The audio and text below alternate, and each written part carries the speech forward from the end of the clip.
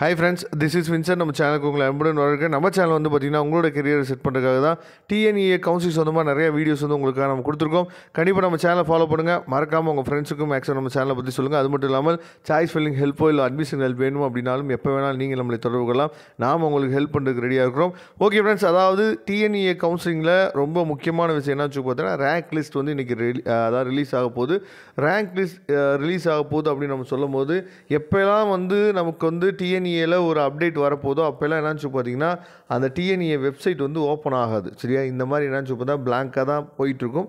இந்த மாதிரி ஓப்பன் ஆகாமல் தான் இருக்கும். அதனால் நீங்கள் ஒன்றும் பயப்பட வேணாம். சரியா, அதாவது அப்டேட் இந்த டிஎன்இஏ வெப்சைட் வந்து எப்போ வந்து நமக்கு வந்து ஓப்பன் ஆகுதோ அப்போ வந்து என்ன ஆயிடுச்சுன்னு பார்த்தீங்கன்னா அப்டேட் ஆகிடுச்சு அப்படின்னு சொல்லி அர்த்தம். சரியா, அப்படிங்கிறப்ப இன்றைக்கி காலையில் ஒரு 10 மணிக்கு மேலே மேக்ஸிமம் வந்து பார்த்திங்கன்னா நமக்கு வந்து ரேங்க் லிஸ்ட் வர்றதுக்கு வாய்ப்புகள் வந்து அதிகமாக இருக்குது. நம்ம லைவ் வருவோம். லைவில் வந்து உங்களோட டவுட் எல்லாத்தையுமே நீங்கள் என்னாச்சு பார்த்தா கேட்டு கிளியர் பண்ணிக்கலாம். சரியா, அது மட்டும் இல்லாமல் ரொம்ப ரொம்ப ஒரு முக்கியமான விஷயம் என்னன்னு சொல்லி பார்த்தீங்கன்னா இன்றைக்கி வந்து ஸ்பெஷல் ரிசர்வேஷன் கோட்டாவில் இருக்கீங்க பார்த்தீங்களா, ஸ்போர்ட்ஸ் கோட்டா, அதே மாதிரி வந்து பார்த்திங்கன்னா எக்ஸ் சர்வீஸ்மேன், அதே மாதிரி டிசபிள் பர்சன், அதுக்கப்புறம் 7.5, அதுக்கப்புறம் ஒகேஷனல், இந்த மாதிரி எல்லாத்துக்குமே ரேங்க் லிஸ்ட் வந்து வந்துடும். சரியா, அகடமிக் ஸ்ட்ரீம் எல்லாத்துக்குமே அகடமிக் ஸ்ட்ரீமில் தான் நிறைய பசங்க இருப்பாங்க. சரியா, அப்போ எல்லாத்துக்குமே ரேங்க் லிஸ்ட் வந்து கிடச்சிரும். அதை தெளிவாக நீங்கள் பார்த்துக்கணும். அதுக்கப்புறம் உங்களுக்கு வந்து ரேங்க் லிஸ்ட் வரல, ரேங்க் லிஸ்ட்டில் என் நேம் வரல சார் அப்படின்னா நம்ம என்ன பண்ணுறது? ரேங்க் லிஸ்ட்டில் திரும்ப நேம் வர்றதுக்கு வாய்ப்பு இருக்கா?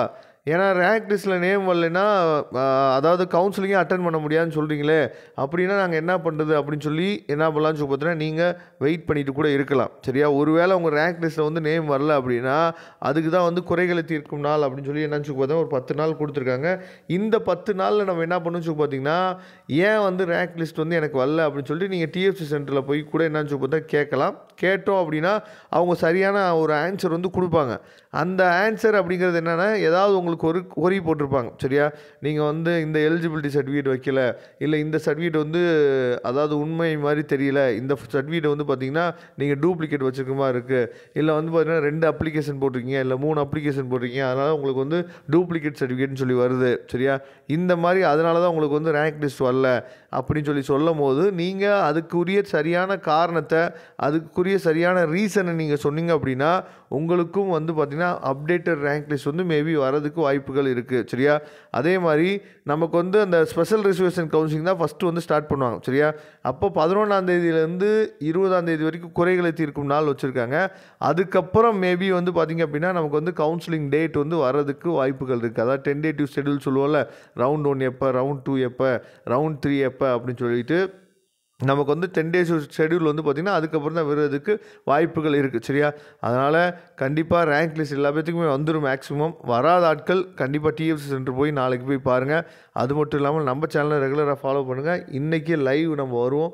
லைவில் உங்களுக்கு தெளிவாக சொல்லிடுவோம் எந்த ரேங்க்லேருந்து எந்த ரேங்க் வரைக்கும் ஃபஸ்ட் ரவுண்டு, எந்த ரேங்க்லேருந்து எந்த ரேங்க் வரைக்கும் செகண்ட் ரவுண்டு, எந்த ரேங்க்லேருந்து எந்த ரேங்க் வரைக்கும் தேர்ட் ரவுண்டு வர்றதுக்கு வாய்ப்புகள் இருக்குது அப்படிங்கிறத சொல்லிடுவோம். அதைப்படி நீங்கள் என்ன பண்ணலாம் சொல்லி சாய்ஸ் லிஸ்ட் நீங்கள் ரெடி பண்ணுறதுக்கு ரெடி ஆகிடலாம்.